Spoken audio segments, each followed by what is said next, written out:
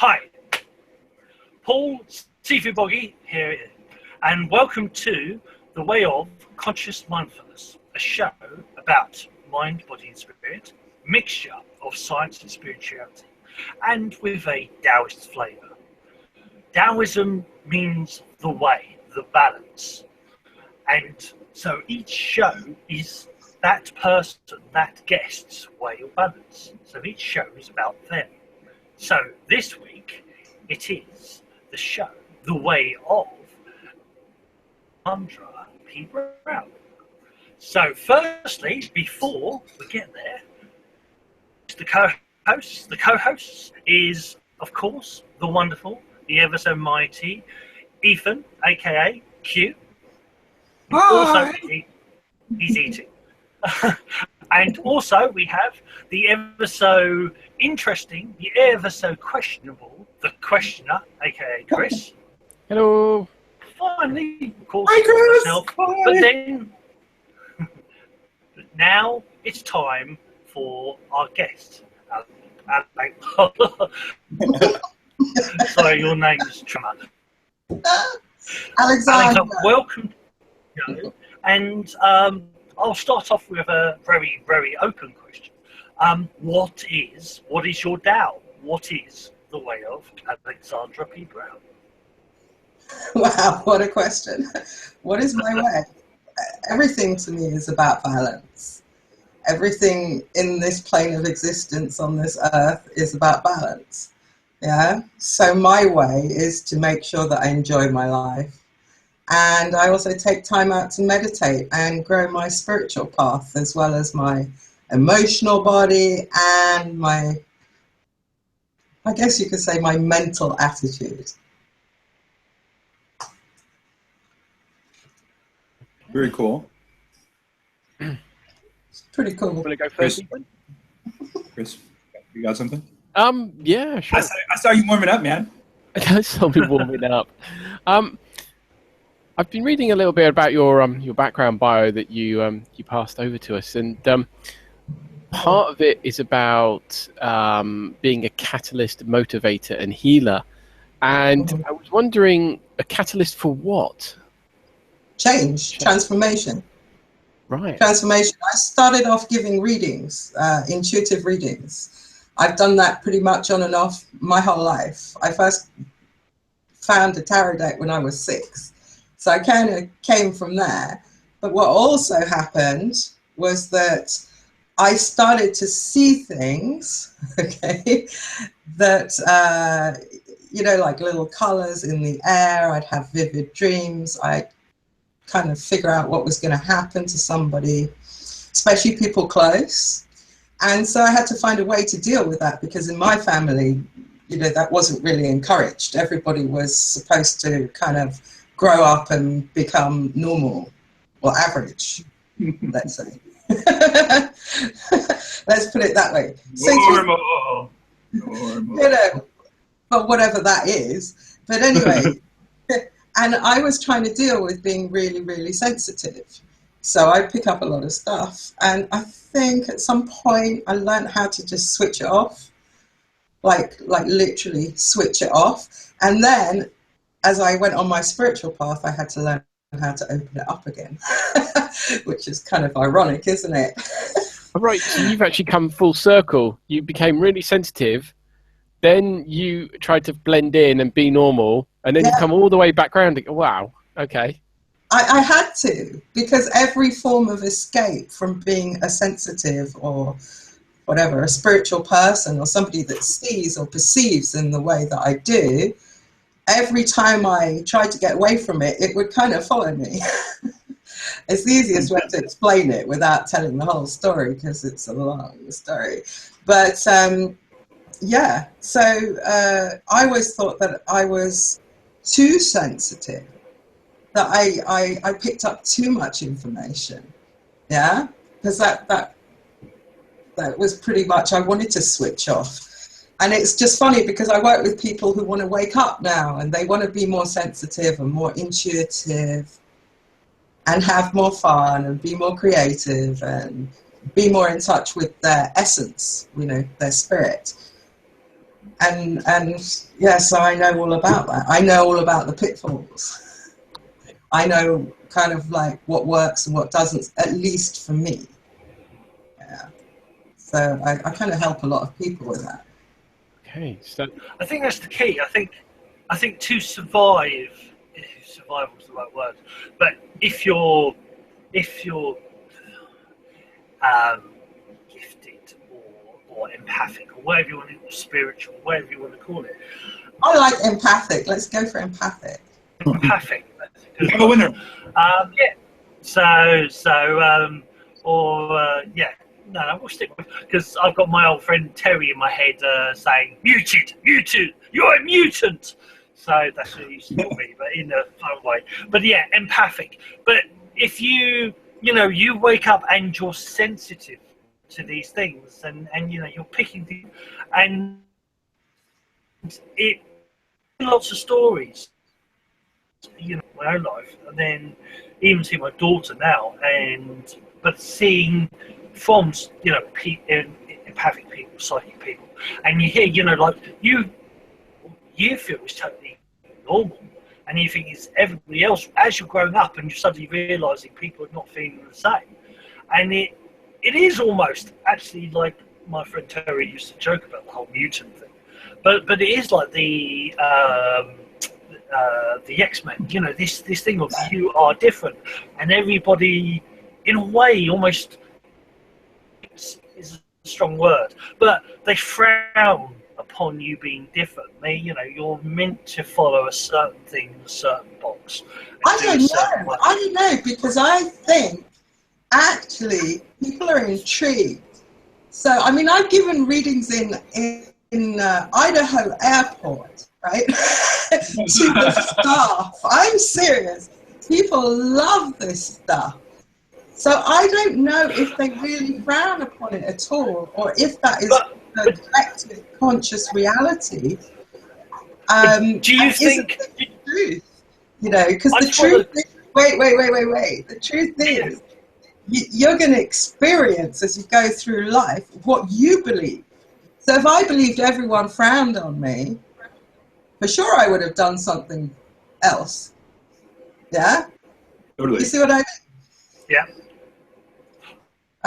Because what to live a life like that.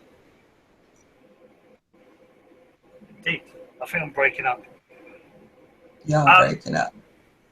What I just wanted to add was, do you feel it's different now to what it was 20 years ago? Because that's the difference. For me, it's different. What's different? People seem to be more, like you're saying, people really want to learn this stuff that 20 years ago. Sure. No, you don't think it was different. It depends on the circles you move in, yeah? I mean, yeah, there's more people want to learn this stuff, more people want to wake up, which I think is like, hallelujah, hello, fantastic. More people want to learn it. Whereas before, maybe 20 years ago, more people wanted me to just give them readings. And now it's like, oh, I want to be able to do what you do. Obviously, everyone has a reason for wanting to do it. Maybe they want to be more intuitive in their work, in their relationships, or whatever. But, it's becoming quite commercial now almost. You've got this thing, mindfulness. You've got that in the UK government, actually. You've got meditation happening everywhere. I mean, if yoga, I remember when yoga was just sort of a trendy thing that only rich people did. Yeah, like my mum and her friends, they used to do yoga and they were all a bit like, oh, you're a bit, rich kids on the block kind of thing. And it's everywhere now. And finally, because you say you're coming from science as well, the one great thing about science, well, there's many great things about science, but the one great thing I love about science is that they admit they don't know. Yeah? And it's the same with people on a spiritual path. They don't know everything. Or I give a reading, I don't know everything. If I knew everything, my head would probably explode. So it's interesting that people are just kind of waking up to all these facets. People are like diamonds, you know, and they've got like all these facets to them. So I find it amazing. Yeah, it's definitely, it's interesting with the stuff I've learned in the past is that, like I say, 20 years ago, a lot of the stuff I knew and was taught, and then in the last 5-10 years, especially the last 5 years, there's more and more people just sort of openly coming out with the stuff that once upon a time in the circles I ran, it was all secret, all hush hush. Don't talk about this stuff because it's either too woo-woo, too out there, or it was secret. It's not meant to be passed around, or that certain knowledge is not meant to be spread. In these, you know, different energies and different abilities. So that's, you know, it depends what you sort of aware of, you know, or know of, like the whole Mayan prophecy. Is that the 2012, the whole Mayan calendar, that never was the Mayans themselves. It was never the end of the world. It was the end of a calendar, the beginning of the new one, and the new calendar was the golden race or the golden age. Some people. Well, I know that they had a king appear like 400 years later in the Mayan calendar. So we kind of knew the world wasn't going to come to an end, but something was changing. But I think it's the same, isn't it? It's like when something changes, something comes to an end. Yeah. Every act of creation is often an act of destruction or a let go of the old. So, I do definitely think there's a cycle of some kind going on. There's a cycle of openness going on at the moment where things that were sort of taboo 10, 20 years ago, and I think Boggy was alluding to this earlier, like eating out, for example. You had to wear your best clothes to go out, eat out in a restaurant, and now it's all a lot more relaxed. And that's just a simple example of how society is changing and relaxing in terms of its attitudes. And I think particularly in the spiritual area, as you were alluding to earlier, with meditation and yoga and aromatherapy and other forms of relaxation, because that's how it's being sold. Oh, this is good for you. It helps you relax. But really, it's helping bring people into spirituality. Where am I going with this? It's also helping them to become more empathic and more psychic, to be fair. And that all helps you in that direction, does it? Of course. Because if you quiet the mind and still yourself, your intuition's going to be sharper because you haven't got all this distraction. What if it's really noisy in your head and it's like you've got a big stereo going off? Any suggestions on how to quiet that down? Get your monkey mind drunk, Chris. Get your monkey mind drunk. Meditate. Then it'll pass out. You know, meditate. Find any way that you can relax. I mean, I think you're right. It is being sold as like something that's healthy and good for you. I think people really want to know now what is good for them because we know so much of what is not. You know, we know so much of like the pollution on our planet, the way we've treated the wildlife, the way we treated each other. We know what is not good. Huh? So now people are looking for what is good and what is healthy. So that's a balance, isn't it? It's kind of like it's swung the other way and then it will get back into balance again. Yeah, that's the thing with the pendulum swinging. You pull it this way, got to go all the way back over here before I can get back to that middle business. So exactly. I absolutely agree. I definitely think that we're going through an shift in consciousness as far as all things go. Something that I've found interesting is you see this. So in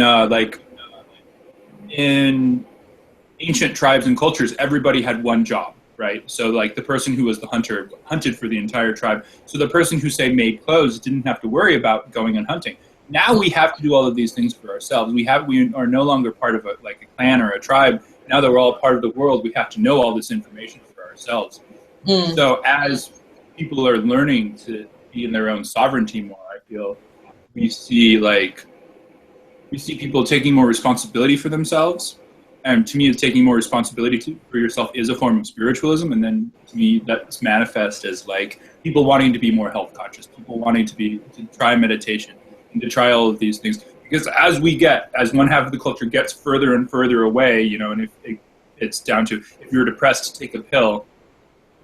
Eventually, enough people are going to try it where they're going to be like, "Oh, this really isn't working for me," and they're going to have to seek something else. And the further to the side that we get of that like unhealthy, poisoned, over-medicated side, the more people are going to be like, yeah, this isn't really working for me. So it's kind of that inevitable shift of eventually once the scale tips to a certain point, then more and more metaphorical rocks start rolling to the other side of the scale.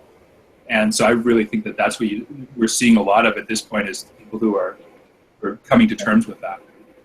Sure. I mean, you think about it like, you know, you go to the doctor to find out what's wrong with your body instead of looking at your own body, feeling what's in your body, yeah, following your intuition. Seriously. You know, and you hand it over to somebody else who may know or may not, or may give you a pill that's going to do more damage. I mean, don't get me wrong, I still see doctors as healers. They're healers to me. Oh, absolutely. So, you know, but it's like, it's almost like people have to start taking responsibility because they're starting to realize, you know, there aren't gurus anymore. There's just lots of teachers and people to learn from. So there's just like the doctor's the god or the you know, the scientist or whoever.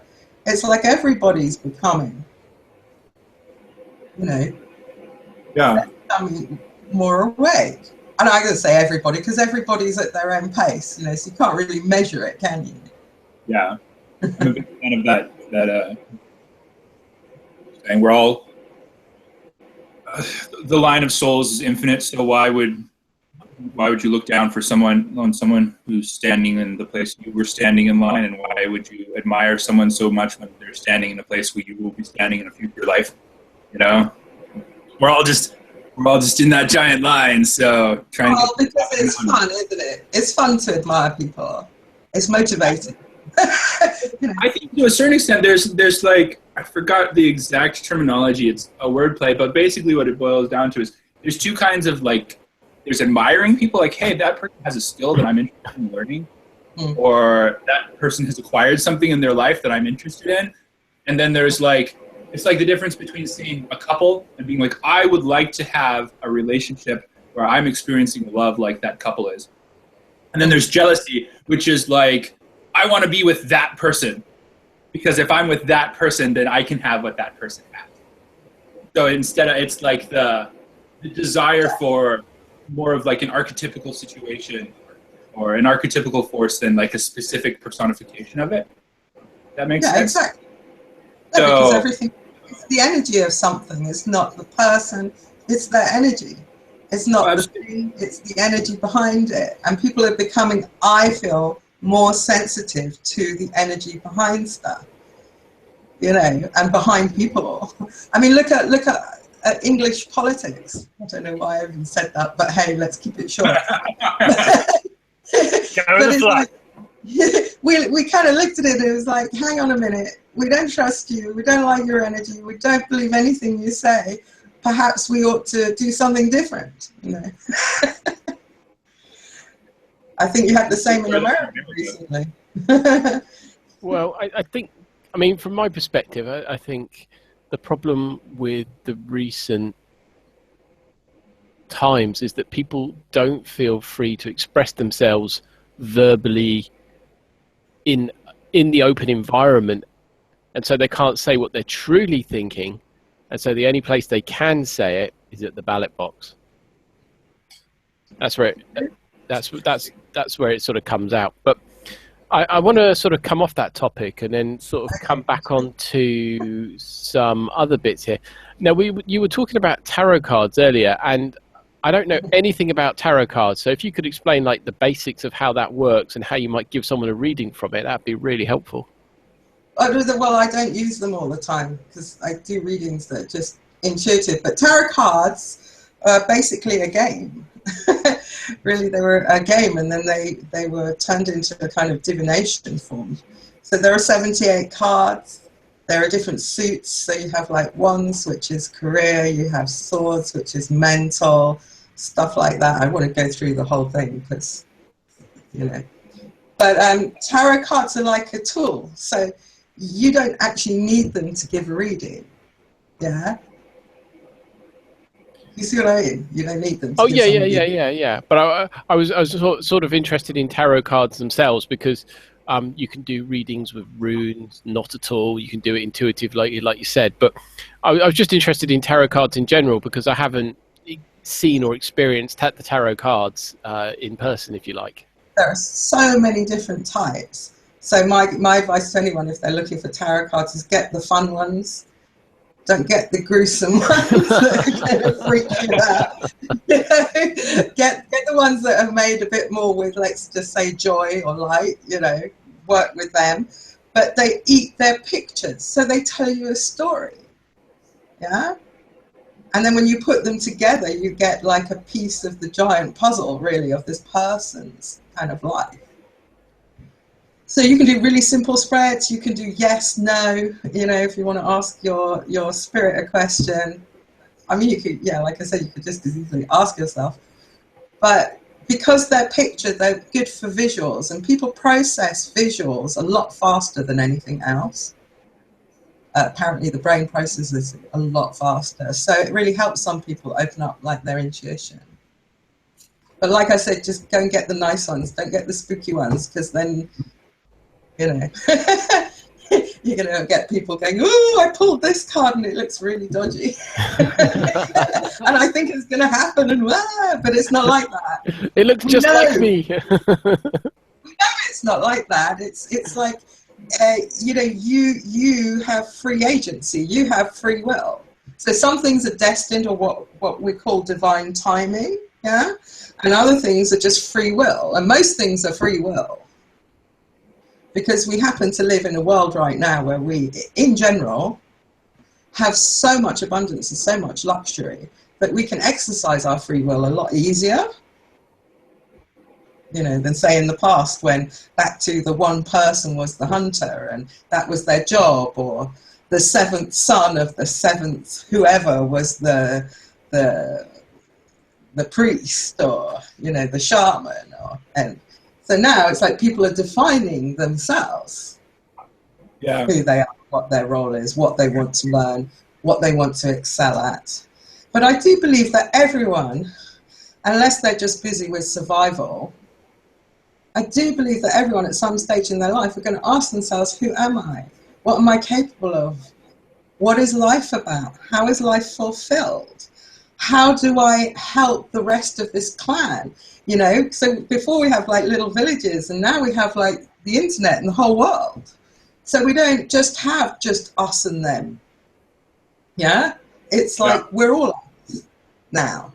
So I think the internet's been an incredible spiritual revolution. I totally agree. I personally feel that humans can't really come up with anything new on our own. We're just kind of like reinventing what spirit has already made, right? So like, let's look at cars as an example. You know, it's a vehicle that you climb in and you can control it and move it around. To me, that's what a human body is. Your consciousness comes in, it climbs in the body at birth, it drives it around, and then when it's done, it's done with it, and then you process it. And then you go in a brand new car. How cool, right? So the internet to me is like, it's my understanding that to be fully psychic, you have to be able to share yourself with the world. So it's like a combination of the human's desire to be psychic. I mean, especially manifest in things like Facebook, where you see people sharing their whole lives with the world, and then the Akashic records of, you know, because I feel that subconsciously all of us are realize that we're cut off from the Akashic records. So the masses tried to make some new way to be able to have the equivalent thereof, and in there we find the internet. That's just my opinion. But the internet, hang on a minute. Let's see if I can follow this. The internet, like the Akashic records.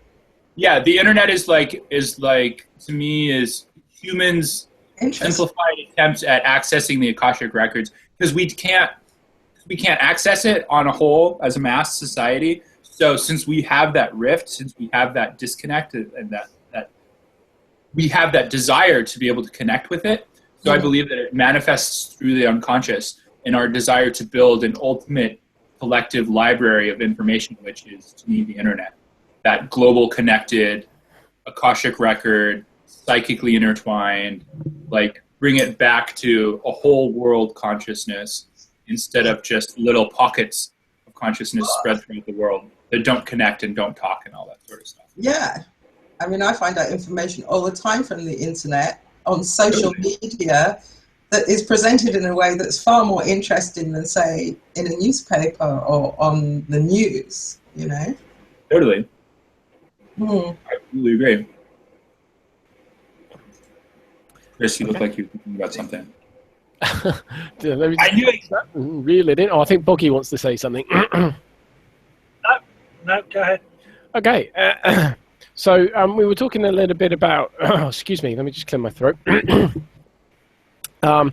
Tuning into intuition. And I was just curious how you, the process you go through to help people, someone start to tune into their intuition in their everyday lives. Well, I believe it's all about feeling, okay? Some people believe it's all about your third eye and it comes through the brain, and I believe that it comes through your heart, yeah? And so if you can feel more, if you're willing and courageous to feel more, yeah, you can expand that ability outside of yourself. Yeah, you expand that energy outside of yourself, across to and over to either a situation or a person. And it's difficult to put it in words because it's an energetic, yeah? Yeah. But if you are willing and courageous, I say courageous, like, because we're in the UK and the British are not really that hot on feelings, you know, in general. I'm gonna, you know. Sorry, whole of the British Isles. Sorry. But you know, if you talk about feelings to people, sometimes they just look at you. You know, this is where I think it gets really funny. You can say to someone, oh, they say, what do you do? And I say, I teach metaphysics. Oh, what's that? Well, I teach people how to be more intuitive, how to create what they're supposed to in their lives, blah, blah, blah, and they get it. But if I say, how do you feel about that? If I say, what do you think about that? They'll give me an answer. If I say, how do you feel about that?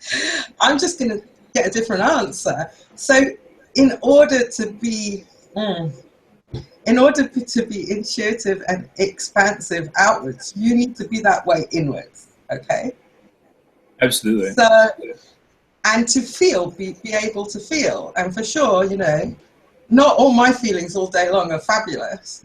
You know what I mean? It is like I'm still courageous, willing enough to feel what's going on. So it's almost back to that thing. It's like, you know, they say, healer, heal thyself, or I just say, psychic, know thyself. Because if you know yourself and you're okay to go in these inner journeys, you're okay to go on the outer as well. I absolutely agree. As above and so below. All Yeah. that fun stuff. Because, I mean, ultimately, it's like, if you're trying to heal the world and you're looking through a lens and your lens is cracked, how can you possibly hope to get a good view of the world if your lens is cracked? I mean, it's going to just try and crack through everything you see. So you have to heal yourself. It's like like at the carnival, you know, the rides, there must be this tall to ride this ride. I kind of think as being a spiritual healer is the same thing. Must have this much healed to be able to go out and heal other people effectively. Yeah, sure. But the great thing about it is, as a healer, you don't have to have healed everything in yourself.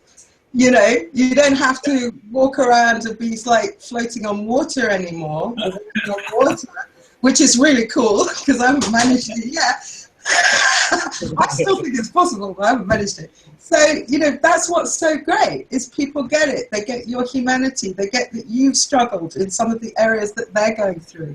They get that you've come through it, that you've not only come through it, but, you know, you've made something incredible out of it. And it's just, it's brilliant. I think that leading by example is the best way of teaching. Hands down, always has been. Because it's this whole thing of truth and faith. Like, faith is like, the easiest example I can give for faith is like, you see your friend lose their wallet, right? And you're like, oh, that sucks. And then a couple weeks later, you lose your wallet. And you're like, oh my God. So you've had the faith, but you have the truth. And when you have truth of something, like if you are a healer who has had to really heal yourself, you understand the truth much better than if you're just like a doctor sitting reciting a textbook. You know, Joseph Campbell, the philosopher Joseph Campbell, talks about the difference between a priest and a shaman. Mm-hmm. A priest is reciting someone else's spiritual experience, where a shaman has had his own spiritual experience. He has had his own familiars and all of these other things. So the shaman actually has a much better ability to relate and to heal than the priest does, because the priest is just reciting something that he learned. It has no like emotional.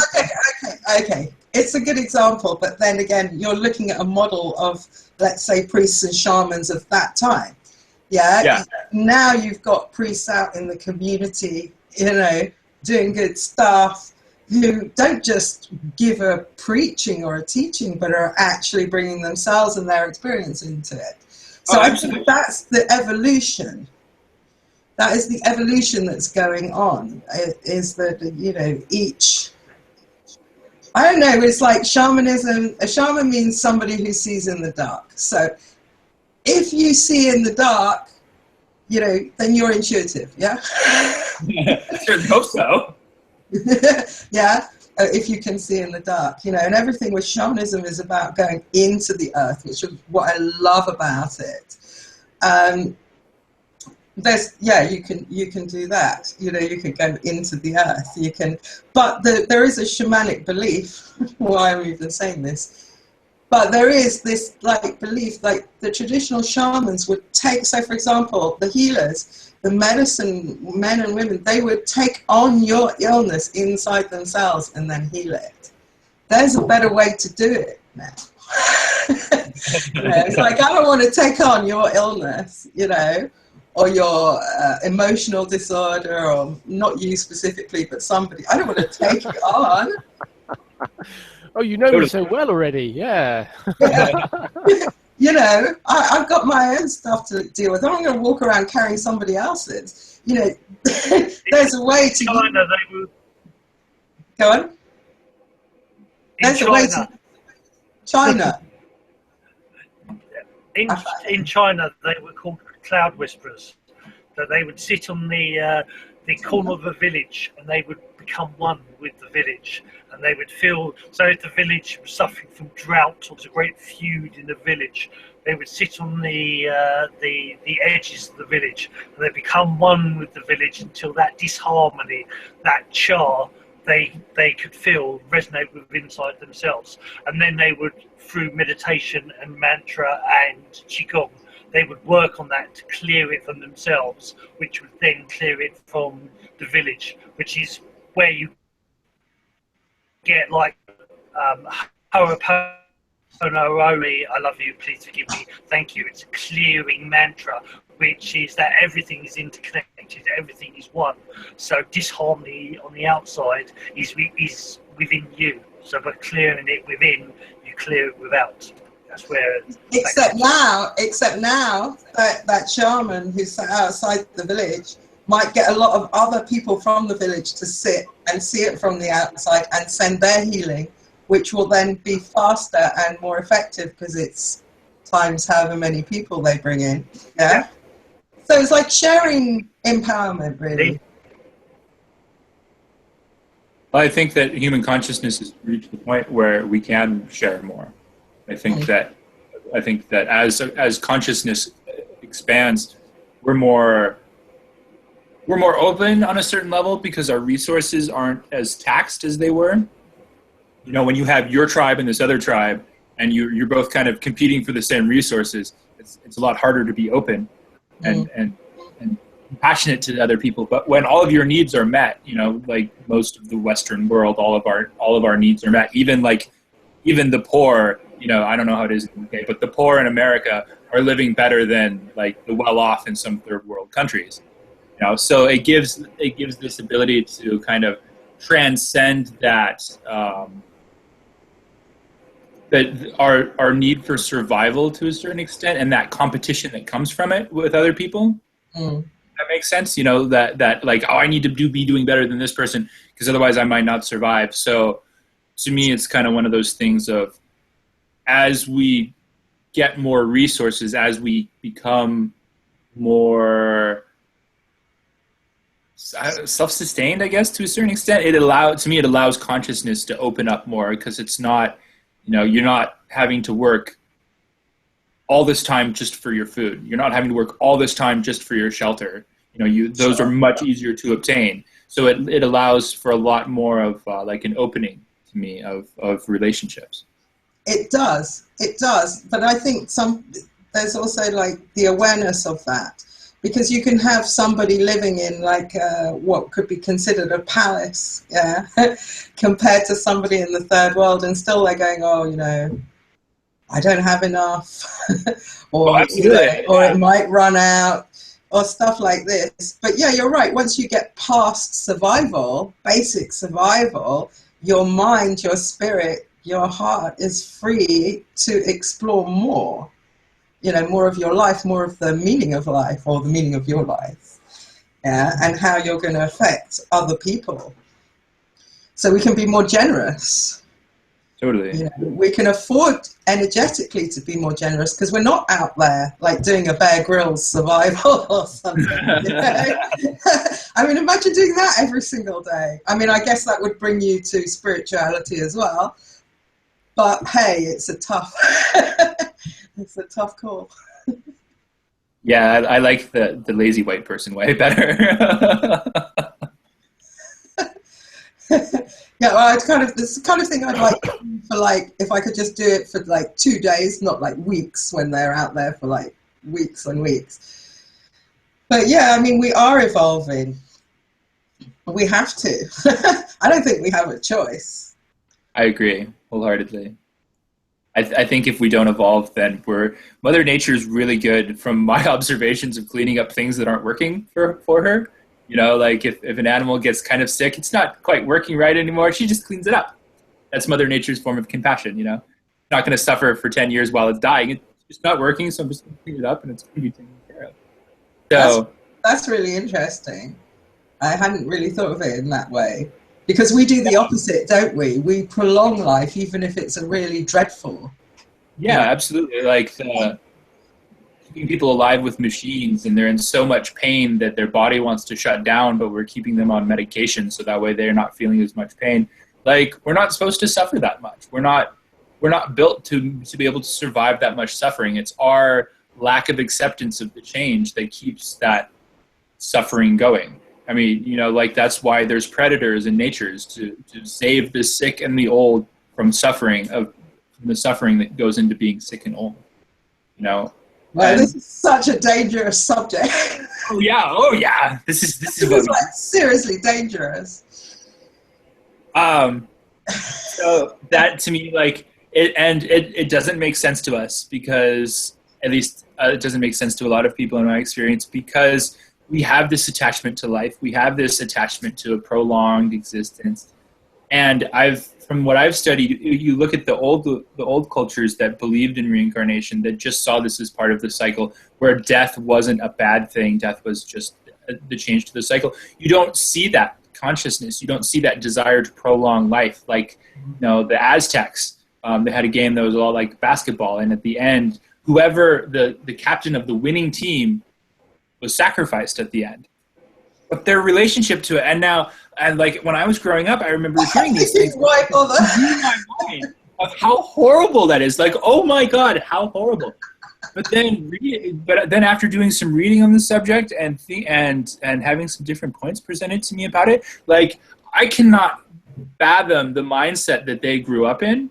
I cannot fathom that consciousness because I'm from a very, terror-driven Western culture where death is terrible. I think the Aztecs were pretty terrible. Oh yeah, don't get me wrong. I'm not saying I condone this behavior. I do not condone violence. I do not condone sacrifice. But just how, for me, how my relationship to that as a concept is based on my relationship to being a Westerner, where we glorify the past. I mean, we have museums dedicated to things that don't work anymore. I know it's quite. We're so obsessed with holding on to the past and keeping the past alive that we have museums where we glorify all of these forms of technology that are outdated. I mean, museums tents over monuments. We build tents over monuments to protect them from the weather, even though eventually they will decay. Yeah, totally. And it's that sense of the monkey mind, as it's talked about in Taoist philosophy and Buddhist philosophy, is that fear of change, that fear of letting go. If you can let go of it, then it's not a problem. Mother Nature's really good at letting go of stuff. That's why there's so few artifacts from the past. It's because she's just recycling, because that's how the universe works. But don't you feel that Western society holds life as very sacrosanct? It's very sacred. Ooh, I don't. What's sacrosanct mean? Sacred. Yeah. Okay. So. Sacred. No. Who's the right word? I think that they hold it in terrified neediness. Is much more how I would put it. Because if life was so sacred, then we wouldn't be killing each other all the time. We wouldn't be killing animals all the time. We wouldn't be destroying it. We wouldn't be killing anything, would we? Yeah. I mean, we do not hold life as sacred. In the Western or the Eastern world, to be fair, we don't. I mean, we don't, for sure not. I mean, if you have governments that condone killing under certain conditions, then you cannot expect other than you've got killers out there. We do not condone life. We don't think it's sacred. I think I agree that we're trained to hang on to it, hang on to life for dear life. It's because you're told as well that the life expectancy is getting older, and yet I kind of wonder that. Really, is it?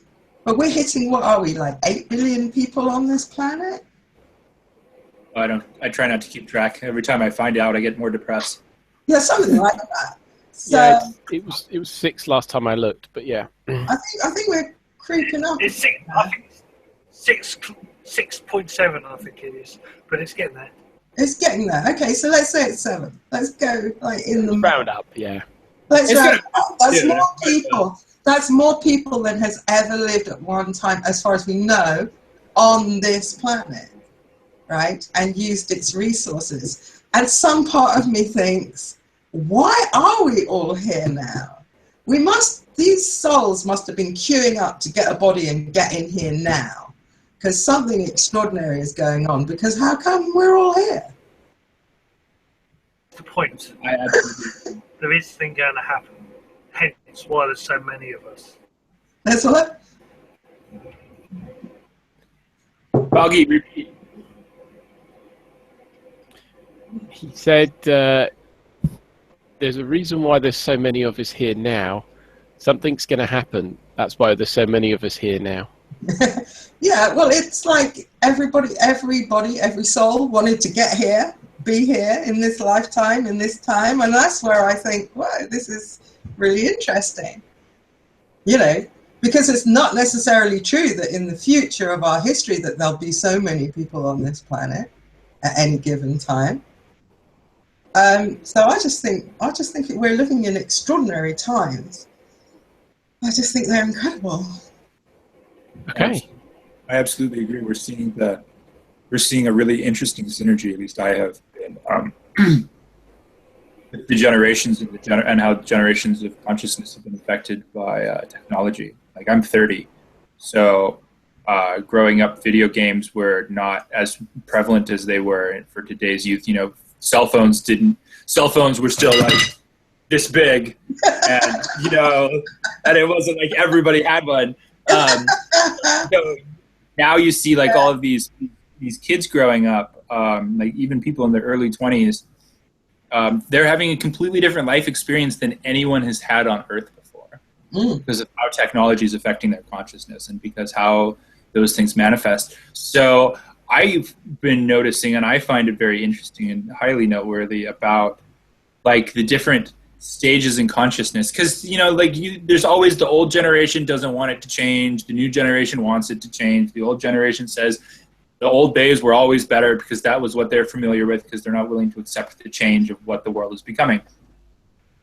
And the change in consciousness, to me, is happening so quickly. Joseph Campbell talks about it in some of his books, about how mythology no longer has time to adapt to the culture, about how to behave. So we derive how we're expected to behave from our mythology.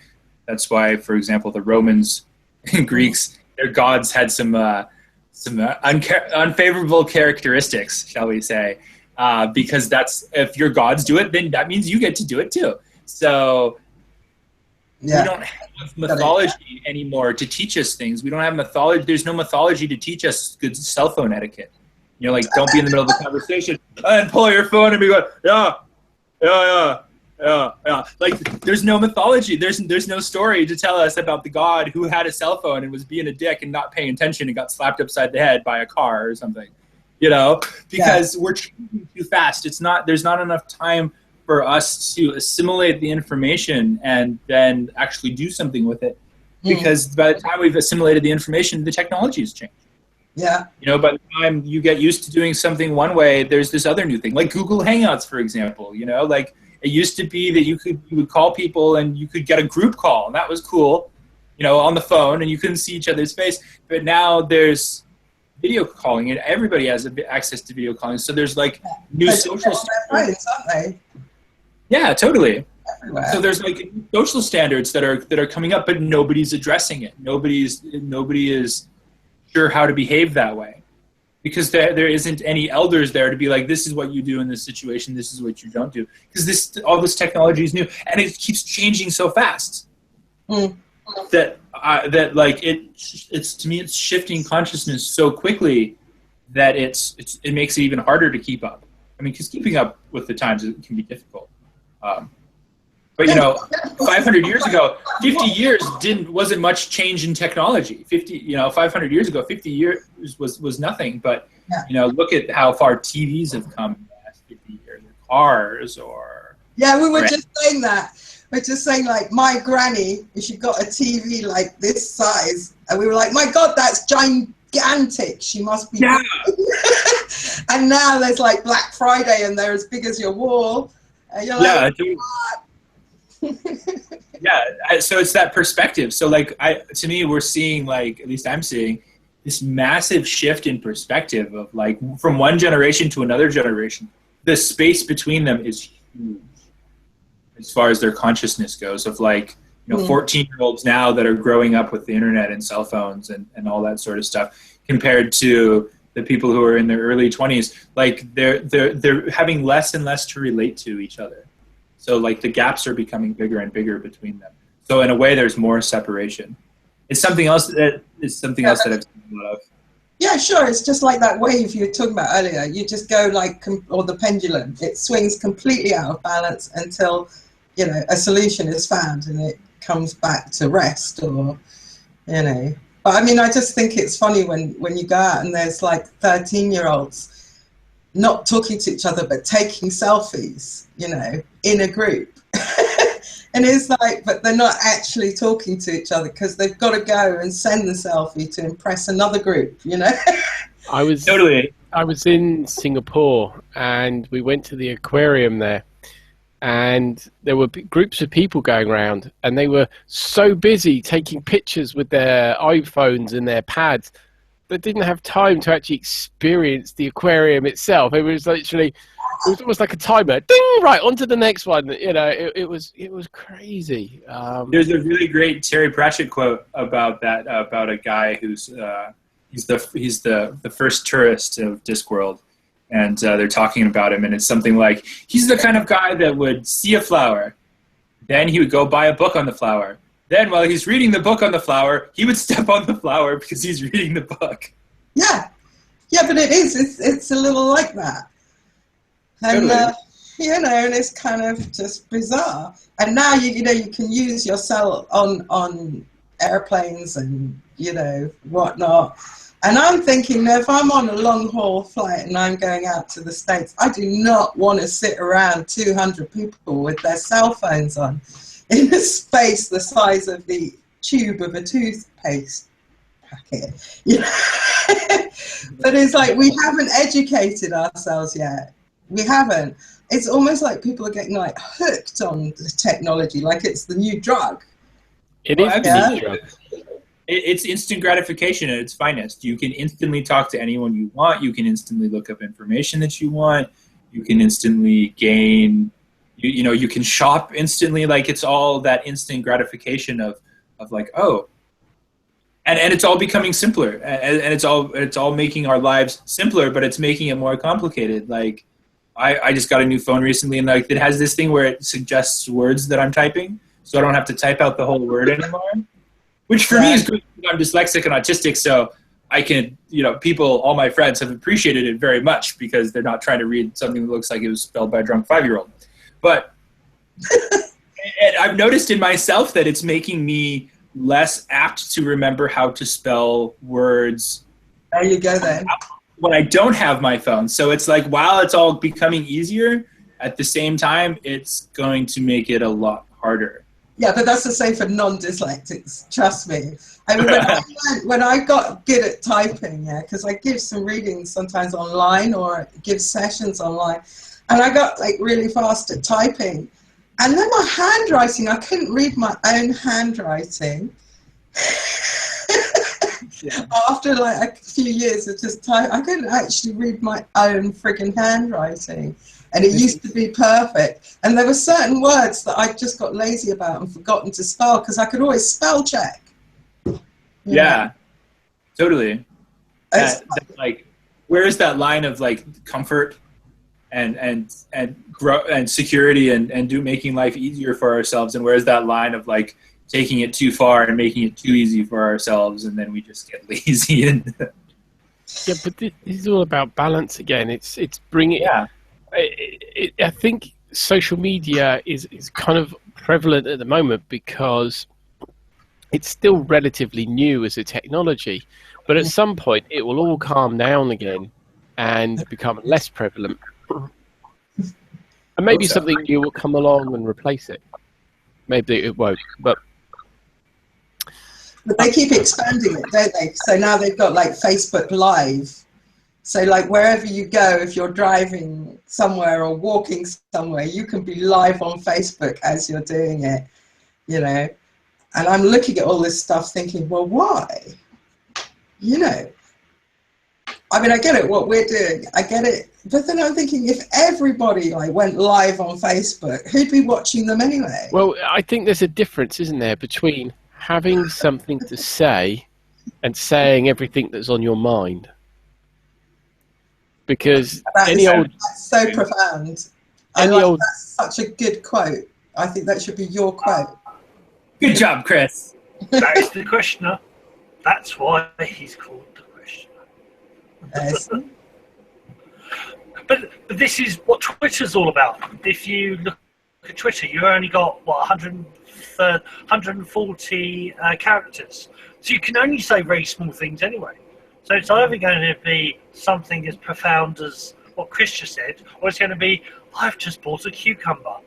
You know, it's very small. It's, you know, the information. That's why it's called Twitter. It's for twits. Yeah. That's why it's called Twitter. I have a theory. I have a theory on why everyone wants to post themselves online. So if you read the book Nonviolent Communication by Marshall Rosenberg, he points out that we're raised in a domination culture. And in our schooling, we're taught to seek approval from the higher power, right? So like you take a test and then they grade you on your test and either you pass the test or you don't pass the test. So for me, in my experience, because I was homeschooled, so I only had one test a year. So testing, my relationship with testing is different than other people's, it seems. And what I've really noticed is, like, in myself, at least, is I have this tendency to, like, want to show my life to a higher power that doesn't exist because I'm trained to. So, like, if I'm diligent about having a discipline, for example, whether that's qigong, stretching, whatever it may be, if I'm diligent for a period of time, I have this desire to, like, go to a higher power and be like, look, I'm doing good. I'm doing good. I'm doing this thing that I'm supposed to be doing. But there is no higher power for me anymore because I've graduated beyond that. But, you know, like, if you want to get a driver's license, you gotta go to the higher power and show them that you're good enough to get your driver's license, or if you want to get a college degree or something like that. So to me, the internet, with people posting all of these things on Facebook, is kind of like, at least for me, I've caught myself wanting to do this before, of, like, wanting to share things on Facebook because I'm seeking approval outside of myself, because to a certain extent, like, that's how we're programmed, is to seek approval from those around us. So instead of it being you're good enough, now it's did you get 100 likes? Did you get 500 likes? You know, is your picture good enough for the higher power, which is now your social circle?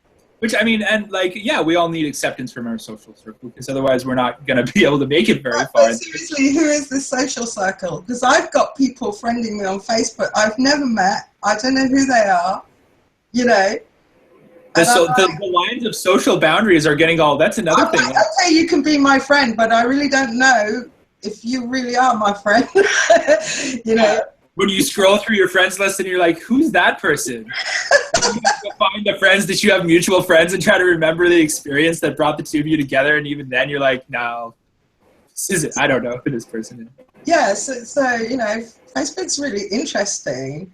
I mean, like, if I lose touch with somebody for a while and I think, oh, I haven't phoned them, I'll just go on Facebook and I'll say, oh, look, that's what they're doing, you know.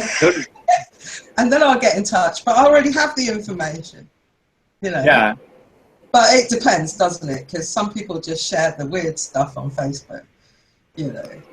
Yeah, that's definitely an interesting thing that I've noticed, is people's, you know, people's personalities kind of show through on Facebook, like what they share, how often they share, what they are willing to put online and what they're not willing to put online. Like, it's such a wide variety of things that certain people are willing to share and other people aren't. That it's almost like it's almost not the same thing for certain people. So I know there's people out there that, like, update their status every 20 minutes, and, like, I've updated my status once in the 2 years I've had Facebook. Yeah. You know? So, like, different relationships with it and how they manifest. Augie? Chris got something. I do want to have some questions for you. Just coming back, you mentioned something earlier about how you learnt and how you were on the spiritual path. But as you were relearning, you found some pitfalls, and I was wondering if you could give maybe some examples of those pitfalls, if that was okay. Okay, we'll have to think back to what context that was in. We were talking. There's, like, stages that I went through when I was, let's say, becoming more conscious or more aware. Yeah. So there were different stages that I went through. One of them was like a kind of euphoria where I felt connected with this energy of everything, you know, that runs through all things. Yeah. And, you know, your friend said, like, there's no higher power, but, you know, there's energy, right? There's energy that runs through everything. So then I had to deal with, like, how do I deal with, and that was what I was going to talk about today, but I didn't get down to it, my ego, my personality, who didn't want to expand that far or didn't want to change, yeah, or felt safe just being the same. And then I kind of found, so with that pitfall, let's call it an ego trap, right? With those pitfalls, I found ways to befriend my ego. And I figured out, that actually the moment you attack something, try to get rid of it, negate it, think it's wrong, it just gets worse. Or it gets bigger or bites you in the arse, yeah? So in the spiritual world, for example, amongst, let's say, my peers, not many people like to hear me talk about ego. They don't want to really talk about their own ego, right? It's somehow back to approval that if you're spiritual, you shouldn't have an ego, yeah? Or it should be so small and you should be so humble that then you've really reached wherever you're supposed to reach, and all this nonsense. And I'm like, look, we're on earth, we've got spirit, we've got body, we've got ego. This is how it is, yeah? We have it for a purpose, otherwise we wouldn't have it. If we evolve and we don't have it, fine, talk to me then. I've got one. Yeah, totally. I've got one. And it's a really, if you befriend it, it becomes like a really good learning curve instead of like a pitfall. It becomes like, okay, so my ego's freaked out about this. Why? Let's have a look at why. Maybe I have some beliefs, some unconscious beliefs that are stuck in this program inside my ego that's telling me that actually I can't be my own approval, or I can't be that successful, or because ego's really often like that. It's not arrogant. I think people become arrogant to make up for ego. Ego's like the bit of people that just goes, nah, nah. And sometimes it's quite funny. It's like your best friend sometimes. It's like, who do you think you are? Well, I don't know. Do you think that we read too much into ego, maybe? Too much into it. I think it's a mechanism that's here to serve us. So I think in the spiritual world, there is this unspoken idea that somehow the more evolved or the more enlightened you are, the less ego you have.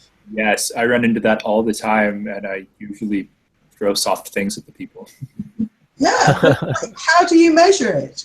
Because my ego can be like as big as a football one day and the size of a pea another, and then just expand again. It's like, and so can my spirit, to be fair. You know, it can be really expansive or it could be like really contracted. So how do we deal with this? I do think too much is read into this ego. I believe if we weren't supposed to have one, we wouldn't.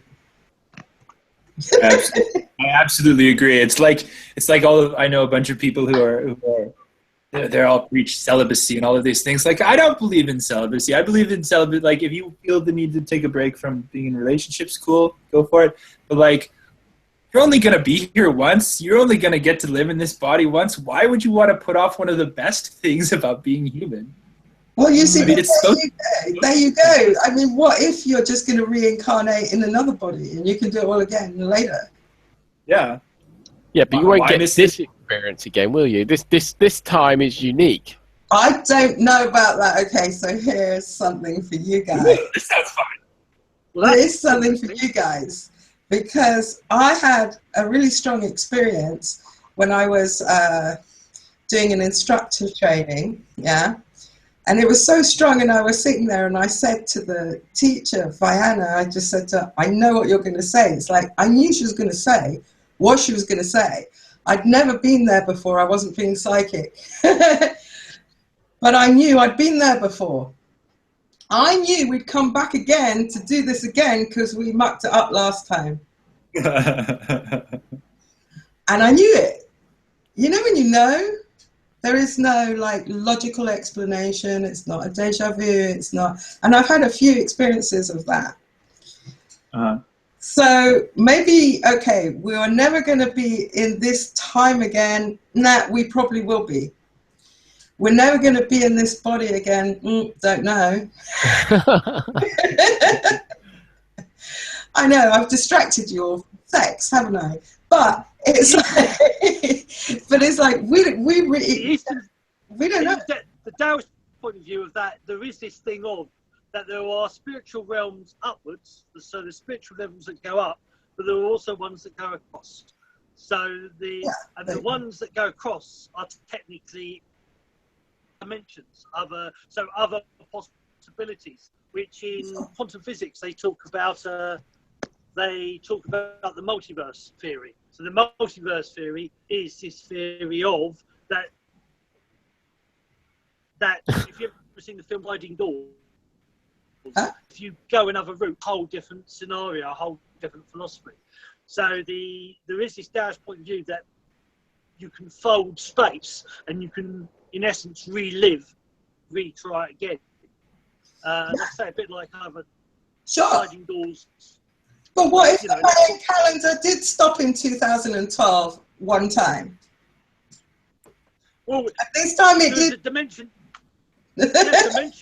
dimension out there. It happened according to the multiverse theory. So according to quantum physics, that did happen. According to the Taoist theory, again, that is the case. That can and did happen. Well, it's yeah. Okay. I'm thinking maybe we should continue this discussion some other time.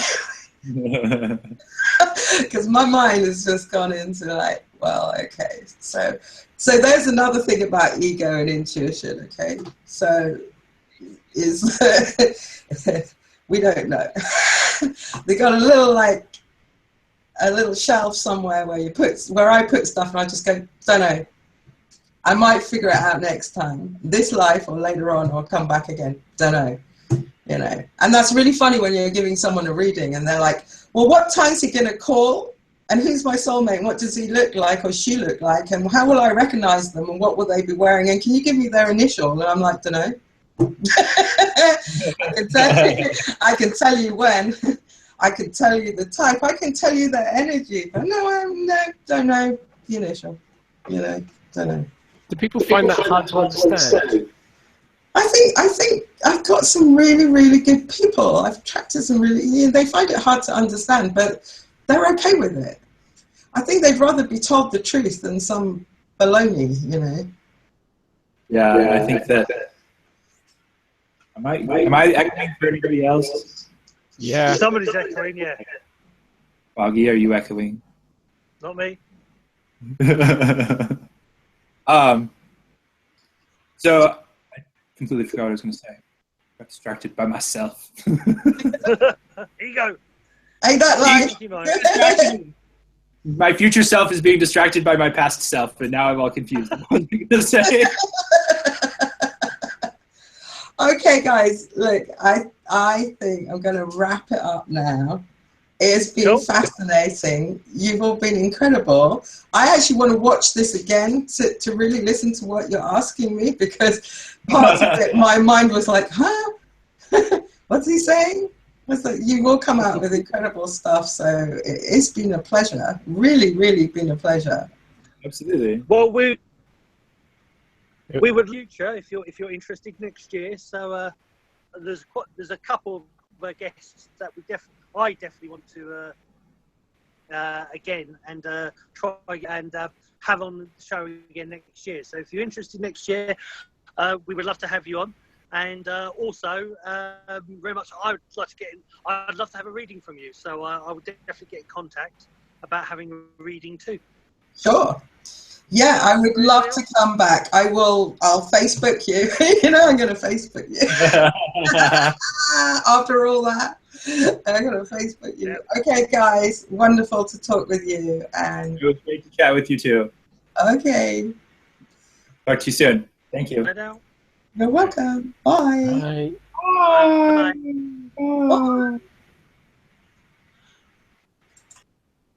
So what we'll do, we'll wrap up the show. I'm having a little bit of computer difficulties. As you can tell, I'm on my phone. So hope you enjoyed the show. That's a short one for this week.